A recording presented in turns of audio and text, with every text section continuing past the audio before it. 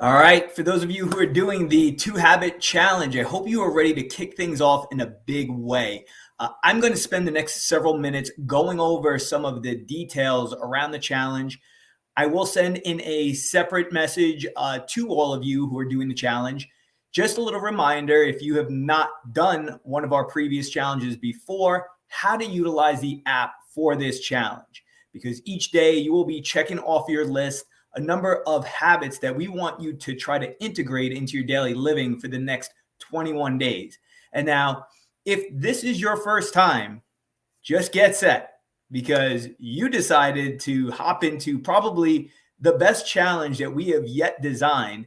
And this is coming off the back of 2 awesome challenges that we did. One with an emphasis on keeping your daily sugar below 15 grams a day, and the second on hitting certain protein targets. And so, what makes this one the best one is because we are combining those 2 things into this one challenge, along with some of the other small habits that we want you to integrate. So, what I'm going to do right now is I'm going to cover those two main habits that we want to focus on: the keeping your added sugar each day to under 15 grams, as well as hitting your protein targets. So, if you do not know what your protein targets are, do not worry. I'm about to set those up for you. For those of you who need a reminder, just stay tuned in. But what I want to do a little bit differently this time versus what we had done previously is get a little bit deeper into the understanding of how to know whether or not you are consuming added sugar. Because to be honest, the more I kept digging into this, the more I started to realize, wow, we probably could have done an even better job of introducing everybody to all the various ways that sugar just tends to slip into their daily nutrition. So we're going to cover all of that. And let's start first with nutrition labels. And this is going to be really important because throughout this process, if you're eating your protein via doing the palm-sized portions, right, and you're just consuming mainly animal proteins, well, it's pretty easy to calculate that stuff, right? We've given you a way to do that. But one thing that is not ever so obvious for people is figuring out, well, where is my sugar? How much sugar am I taking in? And for that, you must read labels. In fact, really, with the exception of, well, no, your fruit is sugar, but your fruit is sugar that is okay. So all added sugar is typically going to come on or in a package. So let's take a look at some labels and help you better understand what we're talking about here. So first and foremost, what do you look for? Well, if you're opening up a package or you're ready to consume a food, right, what you don't do is look at the front label. The front label doesn't tell us all the information we need to know. It tells us what we want to believe, which is low fat or low sugar or gluten-free, but rarely does it give us the entire story. We need to turn that label around in order to see what's actually going on. And so this was just a random label. In fact, I'm not even exactly sure what exact piece of food this was from. However, this is what you need to just simply take notice of, is that when we go down the line, it's going to list the fat, cholesterol, sodium, but here's what we really want to concentrate on: total carbohydrates. And when it gives us its total carbohydrates, it's then going to tell us, is there any fiber in it? Which fiber is great. Anything that's high fiber, we like high fiber. Why? Because fiber doesn't cause a rise in our blood glucose and our insulin level. So that's really good. Here, there's no fiber. However, this next one is super important, which is total sugars. Now, if you think sugar is important, what's even more important is the one that falls underneath it, which includes how much added sugar. And it's the added sugar that we are most concerned with. And I'm going to give you an example for a moment here. If we take a look at yogurt. Now, yogurt in and of itself tends to have sugar, but it's not necessarily the type of sugar that we need to run away from. And the reason why is that it's naturally occurring. So the sugar that is derived from dairy products such as yogurt, milk, cheese, that is not the type of sugar that has that effect on your blood glucose and insulin where it causes that rapid rise. So for that reason, it's not a bad sugar. However, it's when we add sugar in that it becomes a problem. And so I brought up this example, same company, just two different types of Greek yogurt. One is 2%, one is 0%. But that's not what's important. What's important is one is plain and the other is a blended version that's adding in strawberries. So when we pull up the nutrition facts and look at them side by side, we see some stark differences. Now, the total amount, the volume is the same. On this nutrition label, it's 142 grams. And then on this other one, it's a 150 gram container. So close enough to be considered the same. And when we go down the line, we start to notice some things. Well, first, this one has fat, and that's because it was 2% fat. So fuller fat, not a problem. This one was 0% fat, so thus there's 0 grams of fat in it. But when we go to the carbohydrates, here's where it gets really interesting. So the plain has 5.8 grams versus 12 grams for the strawberry one. Now, still, to be honest, 12 grams of sugar, 12 grams of carbohydrate is not that much. So right there, we don't really have an issue. So we go down to the next column, total sugars. Well, the total sugar in the plain is 5.8 grams. Awesome. That's really low.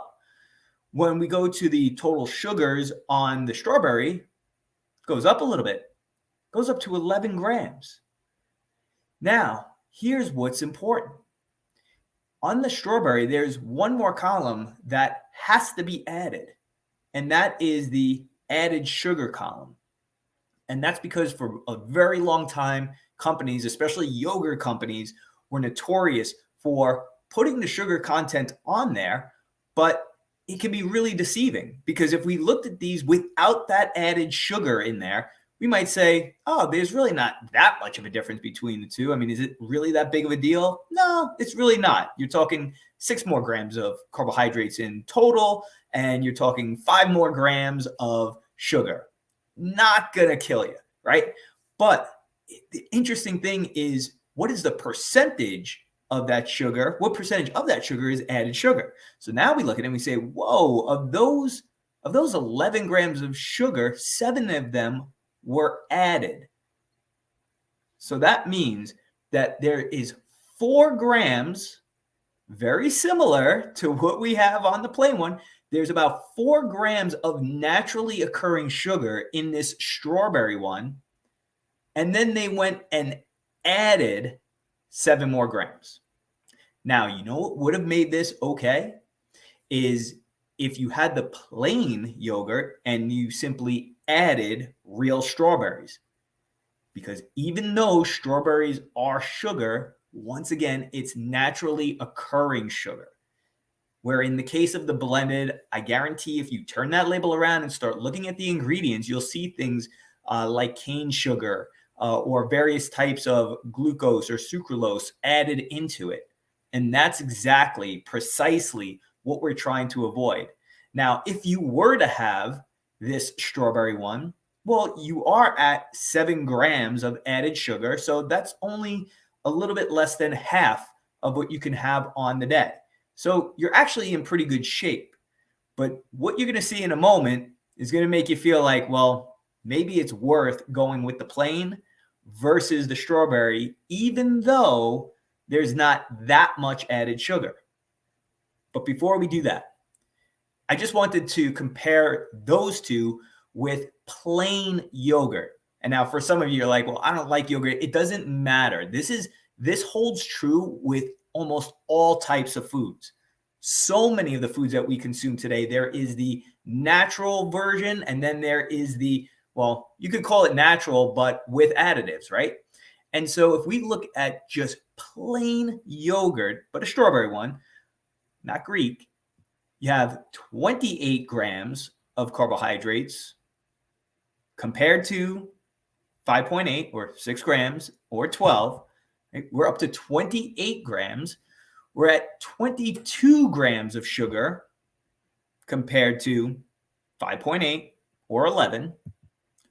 But then we're at 16 grams of added sugar. So now you have already, for the purpose of this challenge, you have already gone over your day's worth of added sugar in one shot. And to make matters worse, you didn't even get that much protein. You got 5 grams of protein compared to over here where you would have gotten about 13 and 13. So for that particular reason, it makes much more sense to go with the higher protein option because it gets you closer to your protein target. We also know that the higher the protein is, the less impact that food tends to have on our blood glucose and our insulin. So these are all the little things that you want to start to look at. All right, but here's the biggie. This chart, and this is not even a full chart, but this chart is going to probably scare a few of you, okay? Because you're going to look at this and say, oh, I have that every day. I have that a couple times a week. That's a regular in my nutrition plan. And this is where all the hidden sugars are. These are the types of foods that some of them we think are quote unquote healthy, and yet they are very, very high in added sugar. So if we take it right from the top left, shredded wheat, always promoted as being healthy. It's high in fiber. It's heart healthy, yet there's 11 grams of sugar in it. If we skip over 2 more to the right, you have Fruit Loops, 12 grams of sugar. If you gave me the option of which one of these I'd prefer, I would prefer to eat the Fruit Loops over the shredded wheat if the amount of sugar that I'm going to consume is going to be the same. Just saying. But then we look at other things that we view as being relatively healthy. Tomato soup, 12 grams of sugar. Baked beans, 12 grams. Granola. Everybody positions granola as being healthy, right? 10 grams of sugar. Barbecue sauce, ketchup, spaghetti sauce, peanut butter. I mean, all of these things that are quote unquote healthy tend to have a lot of sugar added into them. And so this is why, if you're not careful, all of this begins to stack up very, very quickly. So my point here isn't to discourage anybody. It's to actually open your eyes. You have to look at those labels, not the front. You have to look at the back. Get an understanding of what is being added into your diet. Because if I had not explained it to you by now, I'm going to just take 2 seconds to explain to somebody who may not have heard it or who needs to hear it again. Sugar is not the enemy. Too much sugar is the enemy. And the reason why is that sugar creates a spike in our blood glucose and our insulin. And the trouble is, if we are constantly eating foods throughout the day that are causing our insulin to spike, that means that the more food we eat, the more of that food that gets stored as fat. Why? Because what insulin does in your body is it moves food to the places where your body needs it. So when food comes in, particularly carbohydrates, insulin says you are going to go to the muscles, you are going to go to the liver, and you are going to get stored as fat. The problem is, if your insulin levels are always elevated, your body senses that there's no need to send it to the muscles. There's no need to send it to the liver. And so it sends it to the only place that's left, the fat stores. And there is no limit to how much fat can be stored or how many carbohydrates can be stored as fat. So now let's transition. Let's talk about protein. Protein is the building blocks for our muscles. And protein has a number of other added benefits. It helps us from a hormonal perspective. It helps us metabolically. It helps to control our cravings and our hunger. And that's all on top of helping us to build and help our muscles to recover from workouts. So that said, how much protein should you be consuming?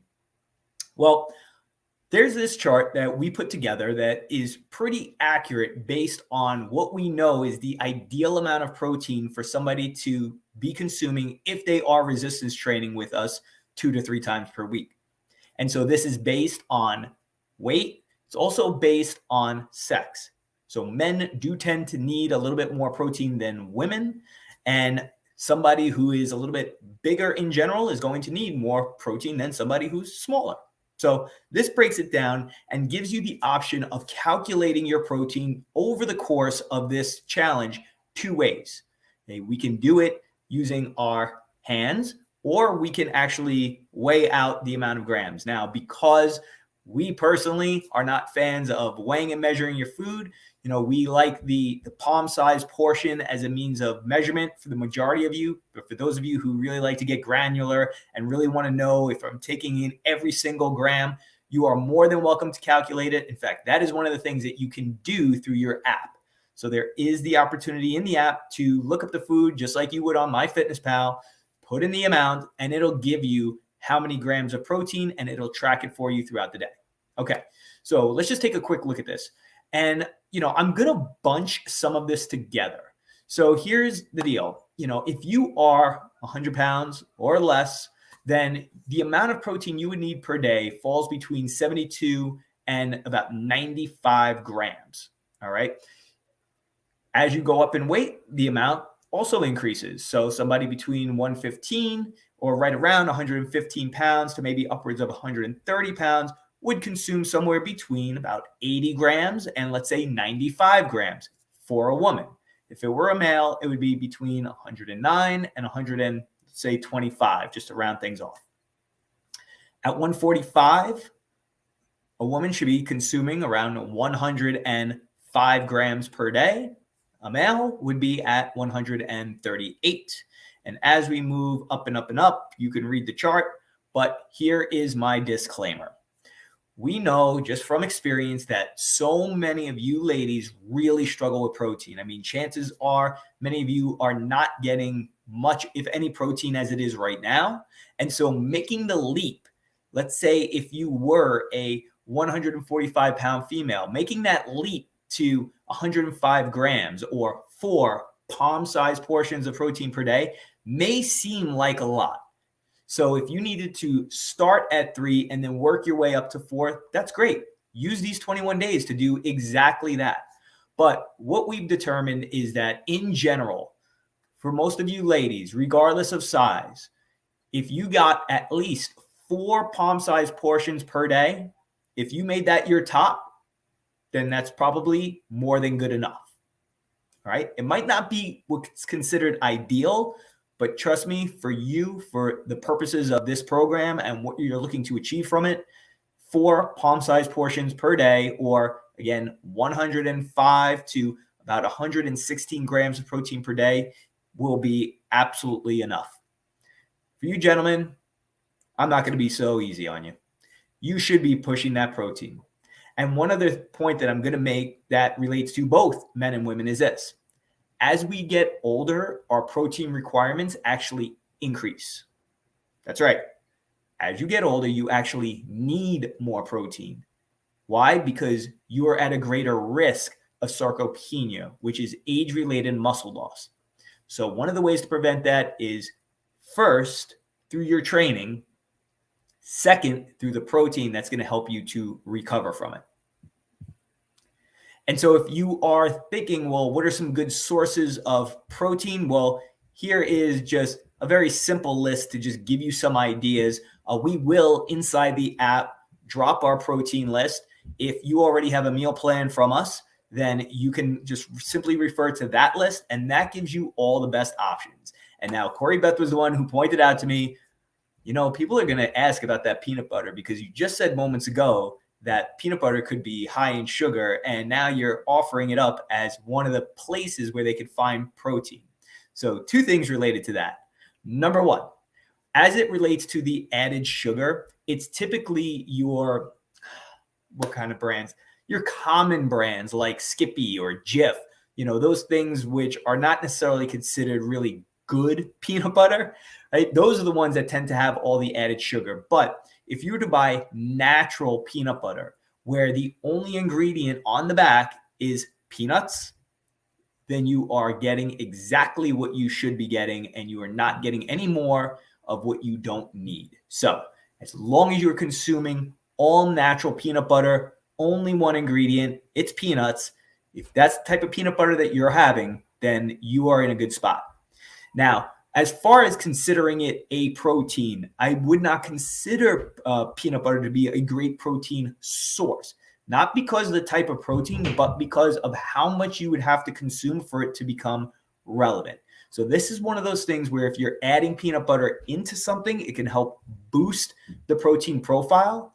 As an example, I love having that plain Fage Greek yogurt with a tablespoon of peanut butter, as well as a packet of stevia to sweeten it. And right there, I get myself a good 30 plus grams of protein in that one meal. And you could do the same. So these are just some options around some protein sources, which are really good. Again, you could think of them as categories. But on some of these, such as the yogurt, as we had already mentioned, just be conscientious of the type that you're getting. Same thing with cottage cheese. Regular plain cottage cheese, you're fine. When you start getting into the one that have flavors in it, that's when you start seeing all of those added sugars start to sneak in. So just be wary. All right, guys. So just to summarize, read the back of your labels. Do not worry about what it says on front. Turn that sucker around and see, is there any added sugar in there? Your goal is to stay below 15 grams of added sugar per day. Okay? Added sugar. However, and this is not part of your challenge, but I'm going to make mention of this now. You will be very, very well served if you are keeping your sugar in general below 25 grams per day. So as you know, there is the naturally occurring sugar in the dairy foods. As we had mentioned earlier, there is naturally occurring sugar in fruits. Even with the consumption of those for this period of 21 days, in order to get your hormones into better balance, in order to really kickstart your fat loss, then I'm going to recommend that you concentrate on keeping your total sugars on the day below 25 grams. All right. Then we prioritize protein. The Greek word for protein is proteos, which means primary or holding first place.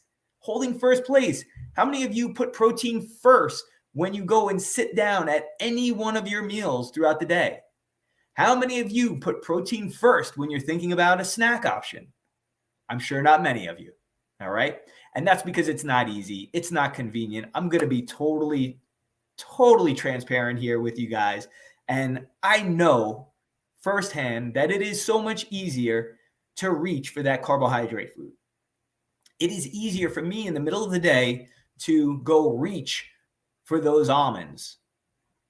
But it's not so easy to reach for the protein unless you are talking about a protein shake or a protein bar, which we'll talk about those too, because there's some good options and there's some really bad options that could quickly and easily throw you right out of your sugar for the day. So that said, I just want you to start thinking about protein first when you sit down to eat. Do not worry about anything else until you've rectified what the protein is going to be that is on your plate. All right. Next, with regards to protein, you want to split it up over the course of the day. Now, if you are following one of our meal plans, then you know we are big fans of time-restricted eating. But the challenge with time-restricted eating is that your time is so restricted that you might not have a lot of time to eat a lot of protein. So if you are in that 75 to 95 gram range, you could probably get away with eating 2 meals per day and still fulfill those requirements. It may seem like a lot of protein at the time, but it can be done. As you start climbing higher and higher in terms of the amount of protein you're consuming per day, when you get to the 3 palm sizes, you still might be able to pull it off with two meals per day. But as you definitely get into 4, and for you guys, 5 and 6, well, that's when you need to spread it out a little bit more, because you don't want to eat all your protein at once. You want your body to have the opportunity to absorb that protein, utilize it, and then utilize a new batch of protein, because your body can only use so many amino acids at one time.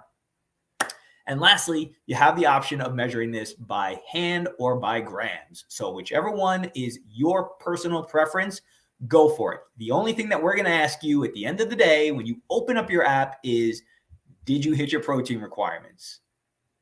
Check yes, leave it alone for no. But that's it.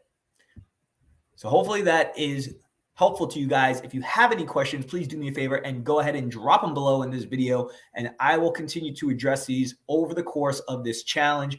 But we want to just wish all of you guys luck who are doing this. This is going to be an amazing challenge for so many of you. We even had just a testimonial earlier on our team meeting from one of our very own trainers who has done the last 2 challenges.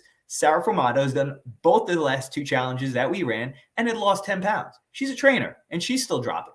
So listen, we all have the opportunity to get better, and this is probably going to be the very best challenge to help get you to your fat loss goals. So we're excited for you. We're excited to see you where you're at the end of this, and I will catch you in the coming days as we enter this challenge.